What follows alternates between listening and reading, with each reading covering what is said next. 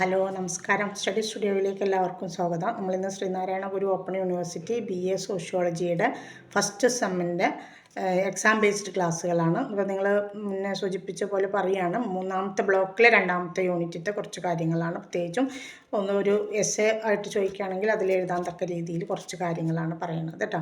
ക്ലാസ്സിലേക്ക് പോകുന്നതിന് മുമ്പ് നിങ്ങൾ എൻ്റെ ഈ ചാനൽ ആദ്യമായിട്ടാണ് കാണുന്നതെങ്കിൽ സബ്സ്ക്രൈബ് ചെയ്യുക, ഷെയർ ചെയ്യുക, നിങ്ങളുടെ കമൻറ്റുകൾ എഴുതി അറിയിക്കുക. അതുപോലെ തന്നെ നോട്ട്സ് ആവശ്യമുള്ളവർ, മലയാളം പെയ്ഡ് നോട്ട്സ് ആവശ്യമുള്ളവരുണ്ടെങ്കിൽ മുൻ വീഡിയോകളിലൊക്കെ കൊടുത്തിട്ടുണ്ട് വാട്സപ്പ് നമ്പറിൽ ബന്ധപ്പെടുക. ഓക്കെ, നോക്കാം നമുക്ക്. ഞാനിന്ന് ചർച്ച ചെയ്യാൻ പോകുന്നത് ഫാമിലീനെ കുറിച്ചിട്ടാണ്. അപ്പോൾ അതിൽ വരാവുന്ന ക്വസ്റ്റ്യൻസ് ഉണ്ട് ഫാമിലി എന്നുള്ള. അപ്പോൾ ആ ബ്ലോക്കിൽ നമുക്ക് മാരേജ്, ഫാമിലി, കിൻഷിപ്പ്, ഇത് മൂന്നുമാണ് വരുന്നത്. കിൻഷിപ്പ് എസ്സേ ആയിട്ട് മുന്നേ വീഡിയോ ചെയ്തിട്ടുണ്ട്. അത് എസ്സേ ചോദിച്ചിട്ടായില്ല, കാരണം ഇപ്പോൾ കഴിഞ്ഞ എക്സാമിന് അത് ചോദിച്ചിട്ടില്ല. അപ്പോൾ ആ എസ്സേ നിങ്ങൾ പഠിക്കുക. അജിൽ മോഡൽ നിങ്ങൾ പഠിക്കുക. ടാൽക്കോട്ട് പാർസൺസിൻ്റെ അജിൽ മോഡൽ പഠിക്കുക. അതേപോലെ നേച്ചർ ആൻഡ് ക്യാരക്ടറിസ്റ്റിക്സ്, അതൊക്കെ എസ്സേ ആയിട്ട് നിങ്ങൾ പഠിക്കുക കേട്ടോ. അപ്പോൾ നമുക്ക് ഫാമിലിയിൽ ആദ്യം നമുക്ക് ഡെഫിനേഷനും ടൈപ്സാണ്, അതിൻ്റെ ചേഞ്ചസും ഒക്കെയാണ് ചോദിക്കുന്നത്. അപ്പോൾ എന്താണ് ഫാമിലിയെക്കുറിച്ച് നമ്മൾ ഒരു എസ്സേ എഴുതുമ്പോൾ അതിനൊരു ഇൻട്രൊഡക്ഷനായിട്ട് കൊടുക്കേണ്ടത്, ഒരു സാമൂഹിക ഘടനയുടെ വളർച്ചയുടെ കേന്ദ്രം കുടുംബമാണ്. മനുഷ്യരുടെ ആദ്യ സമൂഹം അവരുടെ കുടുംബമാണ്. സെർവൻ്റ്, സേവകൻ എന്ന് അർത്ഥം വരുന്ന ഫാമുലസ് എന്ന ലാറ്റിൻ വാക്കിൽ നിന്നാണ് ഫാമിലി എന്ന വാക്ക് രൂപം കൊണ്ടത്.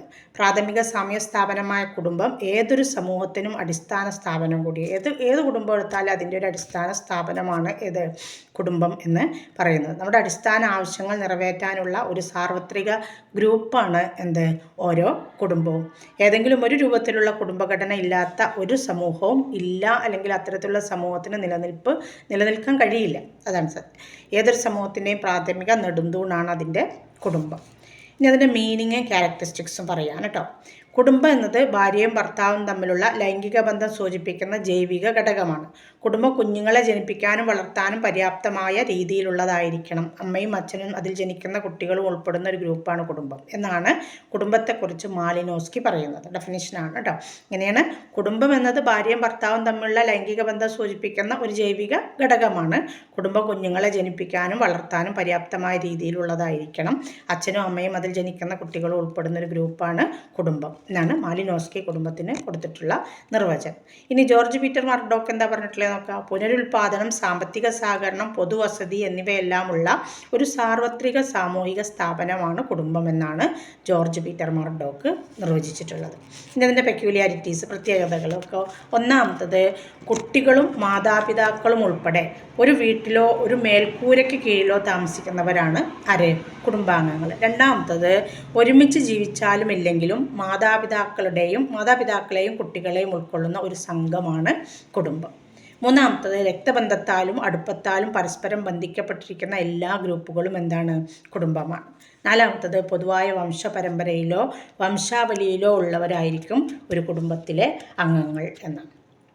അപ്പോൾ എന്താണെന്നൊക്കെ, ആധുനിക സാമൂഹിക ചിന്തകർ കുടുംബത്തെ ഒരു പുനർനിർവചിച്ചിട്ടുണ്ട്. അവർ കുടുംബത്തെ, അതായത് നേരത്തെ പറഞ്ഞ നിർവചനങ്ങളിലൊക്കെ വ്യത്യസ്തമായിട്ടൊരു നിർവചനം ആധുനിക സാമ്യശാസ്ത്രജ്ഞർ കുടുംബത്തിന് കൊടുത്തിട്ടുണ്ട്. എന്താണെന്ന് നോക്കുക, രക്തം, വിവാഹം അല്ലെങ്കിൽ മറ്റേതെങ്കിലും പ്രതിബദ്ധതയുള്ള ബന്ധങ്ങളുടെ രൂപത്തിൽ പരസ്പരം ബന്ധപ്പെട്ടിരിക്കുന്ന ആളുകളുടെ ഒരു കൂട്ടമാണ് കുടുംബം എന്നാണ് ആധുനിക സാമ്യശാസ്ത്രത്തിൽ കുടുംബത്തെ പുനർനിർവചിച്ചിട്ടുള്ളത്. അല്ലെങ്കിൽ പുനർനിർവചിക്കാറുണ്ട്, എന്താ, വീണ്ടും നിർവചിച്ചിട്ടുള്ളത്. നേരത്തെയുള്ള നിർവചനത്തിൽ നിന്ന് വ്യത്യസ്തമായ രീതിയിൽ അവർ നിർവചിച്ചിട്ടുള്ളത് ആ രീതിക്കാണെന്നാണ് കേട്ടോ. ഇനി എസെൻഷ്യൽ ക്യാരക്ടറിസ്റ്റിക്സ് ഓഫ് ഫാമിലിയാണ്. ഫാമിലിയുടെ അടിസ്ഥാന സ്വഭാവ സവിശേഷതകൾ എന്തൊക്കെയാണ്? ഒന്നാമത്തത്, കുടുംബം സാർവത്രികമാണ്. സാർവത്രികതയാണ് അതിൻ്റെ ഒന്നാമത്തത് എസെൻഷ്യൽ ക്യാരക്ടറിസ്റ്റിക്. എന്താ സാർവത്രികം എന്ന് പറഞ്ഞാൽ, നമ്മൾ നേരത്തെ പറഞ്ഞല്ലോ, ഒരു രൂപത്തിൽ അല്ലെങ്കിൽ മറ്റൊരു രൂപത്തിൽ എല്ലാ സമൂഹത്തിലും കാണാൻ കഴിയും, കുടുംബം നിലനിൽക്കുന്നുണ്ട്. അതുകൊണ്ട് അത് സാർവത്രികം എന്ന് പറഞ്ഞാൽ എന്താ, എല്ലായിടത്തും ഒരേ ഉള്ളത്, ഏതെങ്കിലും ഒരു രൂപത്തിൽ എല്ലായിടത്തും ഉള്ളതിനെയാണ് നമ്മൾ സാർവത്രികം എന്ന് പറയുക. രണ്ടാമത്തത്, ലിമിറ്റഡ് ഇൻ സൈസാണ്. പരിമിതമായ വലിപ്പമാണ് കുടുംബത്തിന്. കുടുംബം വലിപ്പത്തിൽ ചെറുതാണ്, അത് ഏറ്റവും ചെറിയ സാമൂഹിക ഘടകവുമാണ്. മൂന്നാമത്തത്, കോമൺ ഹാബിറ്റേഷനാണ്. എന്ന് വെച്ചാൽ പൊതുവാസസ്ഥലം. കുടുംബ ജീവിതത്തിൻ്റെ സവിശേഷ ലക്ഷണമാണ് പൊതുവായ വാസസ്ഥലം എന്ന് പറയുന്നത്. നാലാമത്തത്, സിസ്റ്റം ഓഫ് നോമെൻക്ലേച്ചറാണ്.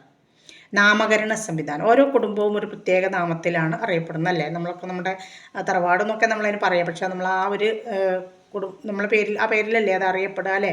എന്തായാലും അഞ്ചാമത്തത് ഇമോഷണൽ ബേസിസാണ്, വൈകാരിക അടിസ്ഥാനം. കുടുംബം ചിന്തകളെയും വികാരങ്ങളെയും അടിസ്ഥാനമാക്കിയുള്ളതാണ്. അതായത് സ്നേഹം, അടുപ്പം, അനുകമ്പ, സൗഹൃദം, സഹകരണം തുടങ്ങിയ വികാരങ്ങളൊക്കെ ആരിലുണ്ടാവും? കുടുംബമായിട്ട് ജീവിക്കുന്ന ആ വ്യക്തികളുടെ ഇടയിൽ ഉണ്ടാകും. ആറാമത്തത് ഇക്കണോമിക് പ്രൊവിഷനാണ്, സാമ്പത്തിക വ്യവസ്ഥ. അധ്വാനിച്ച് പ്രതിഫലം കിട്ടുന്നവർ അത് കുടുംബത്തിൻ്റെ മൊത്തം ആവശ്യത്തിനായി നീക്കി വെക്കുന്നു എന്നതൊരു കുടുംബത്തിൻ്റെ പ്രത്യേകത. അല്ലാതെ സ്വന്തം കാര്യം നോക്കാനല്ല എടുത്തു വെക്കാന്ന് കേട്ടോ. കുടുംബത്തിലൊരു സാമ്പത്തിക സഹകരണം ഉണ്ടാകും, അതാണ് ഇക്കണോമിക് പ്രൊവിഷൻ. ഏഴാമത്തത് റെസ്പോൺസിബിലിറ്റി ഓഫ് മെമ്പേഴ്സാണ്, അംഗങ്ങളുടെ ഉത്തരവാദിത്വം. കുടുംബത്തിൽ ഓരോ അംഗത്തിനും പ്രത്യേക ഉത്തരവാദിത്തങ്ങൾ നിറവേറ്റാനുണ്ട്. അതിലൂടെ സാമൂഹിക ഉത്തരവാദിത്തത്തെക്കുറിച്ചും സഹകരണത്തെക്കുറിച്ചും അംഗങ്ങൾ കുടുംബത്തിൽ നിന്ന് പഠിച്ചെടുക്കുകയും ചെയ്യുന്നു. അപ്പോൾ സോഷ്യലൈസേഷൻ അവിടെ നടക്കില്ലേ അല്ലേ. എട്ടാമത്തത് സോഷ്യൽ കൺട്രോളാണ്, സാമൂഹിക നിയന്ത്രണം. കുടുംബം ഒരു കുട്ടിയുടെ സാമൂഹ്യവൽക്കരണത്തിൻ്റെ പ്രധാന ഏജൻ്റാണ്. സാമൂഹ്യ പെരുമാറ്റത്തിൻ്റെ അടിസ്ഥാന പാഠങ്ങൾ കുടുംബത്തിൽ നിന്നാണ് കുട്ടി പഠിച്ചു തുടങ്ങുന്നത്. ഇത് എട്ടുമാണ് എന്ത്? Essential characteristics of family. എന്തൊക്കെയാണ്? സാർവത്രികമാണ്, പരിമിതമായ വലിപ്പമേ ഉള്ളൂ, പൊതുവായ വാസസ്ഥലമുണ്ട്, നാമകരണ സംവിധാനമുണ്ട്, വൈകാരിക അടിസ്ഥാനത്തിലുള്ളതാണ്, സാമ്പത്തിക വ്യവസ്ഥ അല്ലെങ്കിൽ സാമ്പത്തിക സഹകരണം ഉണ്ടാകും, അംഗങ്ങൾക്ക് ഓരോരുത്തർക്കും ഓരോ ഉത്തരവാദിത്തങ്ങളുണ്ടാകും, സാമൂഹിക നിയന്ത്രണമുണ്ട്. എട്ടെണ്ണമായില്ലേ? ഇതെട്ടുമാണ് ഒരു കുടുംബത്തിൻ്റെ ക്യാരക്ടറിസ്റ്റിക്സ് അല്ലെങ്കിൽ സ്വഭാവ സവിശേഷതകൾ. ഇനി ഫങ്ഷൻസ് ആണ് നമുക്ക്, അതിൻ്റെ ധർമ്മങ്ങൾ, ഫാമിലി ഫങ്ഷൻസ് ഓഫ് ഫാമിലി. ഓബേണും നിംകോംഫും കുടുംബത്തിൻ്റെ ധർമ്മങ്ങളെ സ്നേഹപരമായത്, സാമ്പത്തികം, മതപരം, സംരക്ഷണപരം, വിനോദപരം, വിദ്യാഭ്യാസപരം എന്നിങ്ങനെ തരംതിരിച്ചിട്ടുണ്ട്. എന്നാൽ മാക്കൈവർ കുടുംബത്തിൻ്റെ ധർമ്മങ്ങളെ അത്യാവശ്യമായതും അല്ലാത്തതുമായ പ്രവർത്തനങ്ങൾ എന്നാണ് തരംതിരിച്ചത്. അതായത് എസെൻഷ്യൽ ആൻഡ് നോൺ എസെൻഷ്യൽ എന്ന രീതിയിലാണ് മാക്കൈവർ അതിനെ തരംതിരിച്ചിട്ടുള്ളത്. ചില അത്യാവശ്യ ധർമ്മങ്ങൾ ഉണ്ട് കുടുംബത്തിന്, അത്യാവശ്യമല്ലാത്ത ധർമ്മങ്ങളും ഉണ്ട്. അപ്പോൾ എന്തൊക്കെയാണ് അത്യാവശ്യ ധർമ്മങ്ങൾ നോക്കുക? ഒന്ന് ബയോളജിക്കൽ ഫങ്ഷൻസാണ്. അത്യാവശ്യധർമ്മങ്ങളിൽ ഒന്നാമത്തത് ബയോളജിക്കൽ ഫങ്ഷൻസാണ്, ജീവശാസ്ത്രപരമായ ധർമ്മങ്ങൾ. എന്താണ് ഒരു കുടുംബത്തിൻ്റെ ജീവശാസ്ത്രപരമായ ധർമ്മം? ധർമ്മം എന്ന് പറഞ്ഞാൽ പ്രവർത്തനം, ഉത്തരവാദിത്വം കേട്ടോ. ഓരോ കുടുംബവും അതിലെ അംഗങ്ങളുടെ ലൈംഗിക പ്രവർത്തനങ്ങളെ പുനരുൽപാദനത്തിലൂടെയോ പ്രത്യുൽപാദനത്തിലൂടെയോ നിയന്ത്രിക്കുന്നുണ്ട്. ഇണചേരലെ ബന്ധം തൃപ്തിപ്പെടുത്തുന്നതിനുള്ള ശക്തമായ ജീവശാസ്ത്രപരമായ അടിത്തറ കുടുംബത്തിൻ്റെ അനിവാര്യമായ പ്രവർത്തനമാണ്. അപ്പോൾ ഒരു ജീവശാസ്ത്രപരമായ ഒരു ധർമ്മം എന്തിനുണ്ട്? ഓരോ കുടുംബത്തിനും ഉണ്ട്. രണ്ടാമത്തത് സൈക്കോളജിക്കൽ ഫങ്ഷൻസാണ്, മനഃശാസ്ത്രപരമായ ധർമ്മം. എന്താണ് കുടുംബത്തിൻ്റെ മനഃശാസ്ത്രപരമായ ധർമ്മം? ഒരു കുടുംബം അതിലെ അംഗങ്ങൾക്ക് വാത്സല്യവും വൈകാരിക പിന്തുണയും പ്രദാനം ചെയ്യുന്നുണ്ട് അല്ലേ. ശരിയല്ലേ? നമ്മൾ അച്ഛനമ്മമാർ മക്കളോട് അത്രയും അങ്ങനെയല്ലേ ഇടപഴകുന്നത്, മക്കൾ തിരിച്ചിങ്ങോട്ടും അങ്ങനെ തന്നെയാണ്. അപ്പോൾ കുടുംബങ്ങളാണ് എന്ത് ചെയ്യുന്നത്? ഓരോ കുടുംബവുമാണ് വ്യക്തിത്വം, സ്നേഹം, സുരക്ഷിതത്വം, സംരക്ഷണം എന്നിവ പ്രദാനം ചെയ്യുന്ന പ്രാഥമിക ഉറവിടങ്ങൾ. അത് മനഃശാസ്ത്രപരമായ അതിൻ്റെ ധർമ്മമാണ്. മൂന്നാമത്തത് സോഷ്യോളജിക്കൽ ഫങ്ഷൻസാണ് എന്ന് പറഞ്ഞാൽ സാമൂഹ്യ ശാസ്ത്രപരമായ ധർമ്മങ്ങൾ. സാമ്യവൽക്കരണത്തിൻ്റെ പ്രാഥമിക യൂണിറ്റാണ് കുടുംബം നമ്മൾ പറഞ്ഞല്ലോ. അപ്പോൾ സമൂഹത്തിലെ മറ്റംഗങ്ങളുമായി ഇടപഴകാൻ തക്ക രീതിയിലുള്ള പെരുമാറ്റങ്ങൾ ഒരു കുട്ടി പഠിക്കുന്നത് ഇതിൽ നിന്നാണ്? കുടുംബത്തിൽ നിന്ന്. അപ്പോൾ സോഷ്യോളജിക്കൽ ഫങ്ഷൻസ് അതാണ്. അതെങ്കിൽ സാമ്യശാസ്ത്രപരമായ ധർമ്മം. അപ്പോൾ ധർമ്മങ്ങളിൽ പിന്നെ പല രീതിയിൽ ആളുകൾ തരംതിരിച്ചിട്ടുണ്ട്. അതിൽ നമ്മളിപ്പോൾ വിശദീകരിക്കുന്ന ഏതാണ്? എസെൻഷ്യൽ ഫീച്ചേഴ്സും നോൺ എസെൻഷ്യൽ, അതായത് അത്യാവശ്യ ധർമ്മങ്ങളും അത്യാവശ്യമില്ലാത്ത ധർമ്മങ്ങളും ഉണ്ട്. ആരാണ് അത് പറഞ്ഞിട്ടുള്ളത്? മാക്കൈവറാണ് അല്ലേ. അതിൽ അത്യാവശ്യ ധർമ്മങ്ങൾ 3 നമ്മളിപ്പോൾ പറഞ്ഞിട്ടുള്ളത്. ബയോളജിക്കൽ ഫങ്ഷൻ, ജീവശാസ്ത്രപരമായ ധർമ്മങ്ങൾ, സൈക്കോളജിക്കൽ ഫങ്ഷൻസ്, മനഃശാസ്ത്രപരമായ ധർമ്മങ്ങൾ, സോഷ്യോളജിക്കൽ ഫങ്ഷൻസ്, സാമ്യശാസ്ത്രപരമായ ധർമ്മങ്ങൾ. ഇനി ക്ലാസിഫിക്കേഷനാണ് ഫാമിലിയുടെ, കുടുംബത്തിൻ്റെ വർഗീകരണം. കുടുംബത്തിൻ്റെ ഘടന, കുടുംബത്തിൻ്റെ മേധാവിത്വം, രക്തബന്ധങ്ങൾ, താമസ സ്ഥലം, വംശാവലി എന്നിവയുടെ അടിസ്ഥാനത്തിൽ കുടുംബങ്ങളെ വർഗീകരിച്ചിട്ടുണ്ട്. നോക്കാം നമുക്ക്. ആദ്യം നമ്മൾ പറഞ്ഞ എന്താണ്? എന്തിൻ്റെ അടിസ്ഥാനത്തിലാണ്? ഫാമിലി സ്ട്രക്ചർ, ഘടനയുടെ അടിസ്ഥാനത്തിൽ കേട്ടോ. ഫാമിലി സ്ട്രക്ചറിൻ്റെ അടിസ്ഥാനത്തിൽ കുടുംബത്തെ എങ്ങനെയാണ് തരംതിരിച്ചിട്ടുള്ളത്? ഘടനയുടെ അടിസ്ഥാനത്തിൽ കുടുംബങ്ങളെ ജോയിൻറ്റ് ഫാമിലി, ന്യൂക്ലിയർ ഫാമിലി എന്നാണ്, കൂട്ടുകുടുംബം, അണുകുടുംബം, എക്സ്റ്റെൻഡഡ് ഫാമിലി, വിസ്തൃത കുടുംബം എന്നിങ്ങനെ തരംതിരിച്ചിട്ടുണ്ട്. ഇങ്ങനെയാണ് ഘടനയുടെ അടിസ്ഥാനത്തിൽ കുടുംബത്തെ joint family, nuclear family, extended family, കൂട്ടുകുടുംബം, അണുകുടുംബം, പിന്നെ വിസ്തൃത കുടുംബം എന്നിങ്ങനെ 3ആയിട്ട് തരംതിരിച്ചിട്ടുണ്ട്. അപ്പോൾ എന്താണ് ജോയിൻറ്റ് ഫാമിലി? അറിയാലോ. എന്താണ്? അടുത്ത ബന്ധുക്കളും മറ്റു കുടുംബാംഗങ്ങളും ഒരുമിച്ച് ഒരേ വീട്ടിൽ അല്ലെങ്കിൽ ഒരേ മേൽക്കൂരയിൽ ഒരുമിച്ച് താമസിക്കുന്ന കൂടുതൽ വിപുലമായ ബന്ധുത്വ ശൃംഖലകൾ ഉൾക്കൊള്ളുന്ന കുടുംബ വ്യവസ്ഥയാണ് എന്ത്? കൂട്ടുകുടുംബം. അതായത് ഇതിന് ഇതിൻ്റെ പല പ്രത്യേകതകളുണ്ട് ഈ കൂട്ടുകുടുംബത്തിൻ്റെയാണ്. ഇവിടെ സാമൂഹിക ബന്ധങ്ങൾ കൂടുതൽ ദൃഢമായിരിക്കും, അംഗങ്ങൾ തമ്മിൽ കൂടുതൽ ആശ്രയത്വം ഉണ്ടാകും, പ്രവർത്തിക്കുന്നതും ഭക്ഷണം കഴിക്കുന്നതും മതപരമായ ചടങ്ങുകൾ നടത്തുന്നതും ഒക്കെ എങ്ങനെയായിരിക്കും, അവരൊന്നിച്ചായിരിക്കും, സ്വത്ത് എല്ലാവർക്കും പൊതുവായിട്ടുള്ളതായിരിക്കും, കുടുംബത്തിലെ മുതിർന്ന പുരുഷാംഗത്തിനായിരിക്കും കുടുംബത്തിൻ്റെ നിയന്ത്രണം. അങ്ങനെയുള്ള ഒരുപാട് പ്രത്യേകതകൾ ജോയിൻറ്റ് ഫാമിലിക്കുണ്ട്. ഇനി എക്സ്റ്റെൻഡഡ് ഫാമിലി പറഞ്ഞല്ലോ, വിസ്തൃത കുടുംബം. അതെന്താണ്? 2 3 തലമുറയിലെ ആളുകൾ, അതായത് അച്ഛൻ, മകൻ, വീണ്ടും അതിൻ്റെ മകൻ, അങ്ങനെ ആ രീതിയിൽ അങ്ങനെ 2 3 തലമുറയിലുള്ള ആളുകൾ ഒന്നിച്ച് ഒരു വീട്ടിൽ താമസിക്കുന്നതാണ് വിസ്തൃത കുടുംബം. ഇവർ ഒരു പൊതു സംസ്കാരം പങ്കിടുന്നവരും മതപരവും കുടുംബപരവുമായ എല്ലാ ആചാരങ്ങളും ആഘോഷങ്ങളും ഒരുമിച്ച് നടത്തുന്നവരും ആയിരിക്കും. ഇനി ന്യൂക്ലിയർ ഫാമിലി, അതറിയാത്തവരുണ്ടാവില്ല. കുടുംബം അല്ലേ, എന്താണ് ഇന്നത്തെ ആധുനിക കാലഘട്ടത്തിൽ അതാണ് പ്രധാനം. എന്താണ്? സാർവത്രികമായിട്ടുള്ള ഒരു കുടുംബ സംവിധാനമാണ് ന്യൂക്ലിയർ ഫാമിലി. ഭാര്യയും ഭർത്താവും അവരുടെ വിവാഹിതരല്ലാത്ത മക്കളും ഉൾപ്പെടുന്നതാണ് അണുകുടുംബം. വ്യവസായവൽക്കരണം, നഗരവൽക്കരണം, വിദ്യാഭ്യാസം, തൊഴിൽ സാധ്യതകൾ എന്നിവ ഗ്രാമവാസികളെ നഗരങ്ങളിലേക്ക് ആകർഷിച്ചു എന്ന് നമ്മൾ പഠിച്ചിട്ടുണ്ട്. അപ്പോൾ ആ ആകർഷണം, അങ്ങനെ ആകർഷിച്ചതിൻ്റെ ഫലമായിട്ട് ഈ നഗരവൽക്കരണ കുടുംബങ്ങളെ അണുകുടുംബങ്ങളാക്കി മാറ്റി. ഇത്തരത്തിലുള്ള കുടുംബം പ്രധാനമായും സ്വയംഭരണത്തെയും സ്വയം സ്വാതന്ത്ര്യത്തെയും ആശ്രയിച്ചാണ് നിലനിൽക്കുന്നത്. അതുകൊണ്ട് അംഗങ്ങൾക്ക് കൂടുതൽ വഴക്കമുണ്ടാകും. അതായത് എല്ലാം പരസ്പരം അങ്ങോട്ടും ഇങ്ങോട്ടും പറയാനുള്ള ഒരു ടെൻഡൻസി ഉണ്ടാകും. ഇനി രണ്ടാമത്തെ ഒരു ക്ലാസിഫിക്കേഷനാണ് എന്ത്? Classification based on agency or authority. Agency അഥവാ അധികാരത്തെ അടിസ്ഥാനമാക്കിയുള്ള വർഗീകരണം. സ്വത്തിൻ്റെ ഉടമസ്ഥാവകാശത്തിൻ്റെ കുടുംബങ്ങളുടെ മേലുള്ള അധികാരത്തിൻ്റെ അടിസ്ഥാനത്തിലെ കുടുംബങ്ങളെ 2ആയിട്ട് തരംതിരിച്ചിട്ടുണ്ട്. Patriarchal family or father centred family, matriarchal family or mother centred family. അതായത് പിതൃദായ കുടുംബവും മാതൃദായ കുടുംബവും. പിതൃദായ കുടുംബം എന്ന് പറഞ്ഞാൽ കുടുംബത്തിലെ അധികാരങ്ങൾ മുഴുവൻ കുടുംബത്തിലെ മുതിർന്ന പുരുഷ അംഗത്തിനാവുകയും അധികാരവും സമ്പത്തും ആൺമക്കളിലൂടെ കൈമാറ്റം ചെയ്യപ്പെട്ടു പോവുകയുമാണെങ്കിൽ അതിനെയാണെന്ത് പറയുക? പിതൃദായ കുടുംബം എന്ന് പറയാം. അപ്പോൾ സ്കൂളിൽ അവിടെ പ്രത്യേകത എന്താണ്? സ്ത്രീകൾ വീട്ടുജോലികളിലും മതപരമായ ചടങ്ങുകളിൽ മാത്രമായിട്ട് ഒതുങ്ങപ്പെടും. ഇനി മാട്രിയാർക്കൽ ഫാമിലി, അതിൽ മദർ സെൻറ്റേർഡ് ഫാമിലി, മാതൃദായ കുടുംബം എന്താണ്? കുടുംബത്തിൻ്റെ ഉത്തരവാദിത്വ നിയന്ത്രണം കുടുംബത്തിലെ മുതിർന്ന സ്ത്രീ അംഗത്തിനാവുകയും സ്വത്ത് പെൺമക്കളിലൂടെ കൈമാറ്റം ചെയ്യപ്പെടുകയുമാണെങ്കിൽ അതാണ് എന്ത്? പിതൃദായ കുടുംബം. ഇവിടെ ഭർത്താക്കന്മാർ ഭാര്യമാരുടെ വീടുകളിൽ വന്ന് താമസിക്കുന്ന ഒരു സമ്പ്രദായമാണ് ഉണ്ടാകുക കേട്ടോ. അപ്പോൾ അതാണ് ഒന്നാമത്തെ ഇനം ഏതായിരുന്നു? ഘടനയുടെ അടിസ്ഥാനത്തിൽ. രണ്ടാമത്തത് അധികാരത്തിൻ്റെ അടിസ്ഥാനത്തിൽ. ഘടനയുടെ അടിസ്ഥാനത്തിൽ 3ആയിട്ട് തിരിച്ചു: joint family, extended family, nuclear family.